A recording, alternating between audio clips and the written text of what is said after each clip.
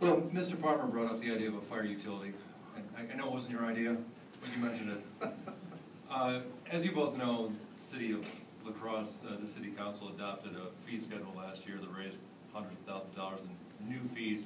We've been told that fees and utilities and the revenues that they create are part of the new reality of city finance. In fact, the League of Municipalities has suggested that as a way to get around, lower revenue sharing and revenue limits and that type of thing.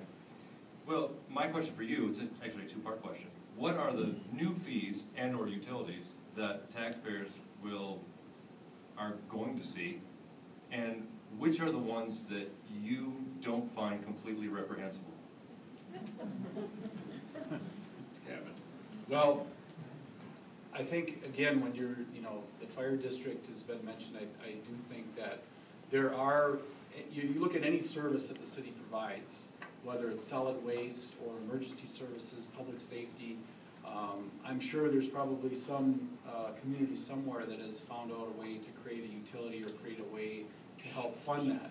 So I do think that there are, there's really, I would say everything is on the table as far as looking at opportunities to fund our services, keep our services first class, because I think we do have great services. We get great value for our dollars that we pay in taxes. And so, the number one goal is to keep those services at a high quality. Obviously, we have huge budget issues, just like every other, public agency or public entity, and you've got to look for ways to collaborate. So, when it comes to those things like public safety or whatnot, I think sharing resources, working with our neighbors, maybe looking at more regional approaches. I mean, maybe there's opportunities, again, where we could join up with our other neighboring jurisdictions to generate the resources needed to keep our services at the levels that we expect. And as far as the last part of your question, I do think that the fees that I've heard about that I would like to take a review as mayor are some of the fees related to, the home improvements. And one of the issues that I've heard from people knocking on doors is that, they're upset with the fees. Some of it I think is just, again, the overall nature of change, and we don't like the status quo necessarily, but don't change it either. I mean, I think it's some of that. But as mayor, I would take a look at some of those fees, because I do think that we do not want to create a disincentive for people to upgrade their properties, to create better value with their homes, and I think that's what we're on the border of that. I think some of those fees are causing that disincentive, and that's something as mayor I would address. Thank you, Mr. Kemp. Mr. Farmer? Well, Mitch, I tell you, the largest expense of those fees is the time that the contractor has to take off from the work site, go down to City Hall, arrange for the fee of the permit, and then go back. And sometimes that can involve, because of misunderstanding, 2 to 3 trips. And I, for the life of me, don't understand why we don't collect those fees online. I mean, the big thing I hear is just the time. You're paying that contractor as he goes down there to spend 45 minutes to an hour to get that permit. And if that could all be done online, what a wonderful world it would be. And it should be able to be done online.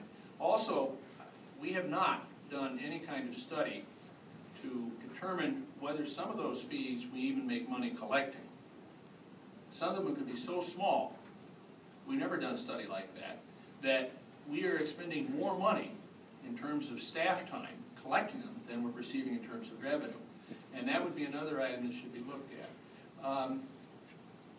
And then in terms of increasing fees, obviously the public outrage is enough, and we don't want to run the risk of non-compliance, which I think would be the next thing to avoid.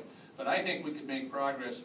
Originally, when you threw out an appliance, you had to go down to City Hall to buy the little sticker to put on your appliance.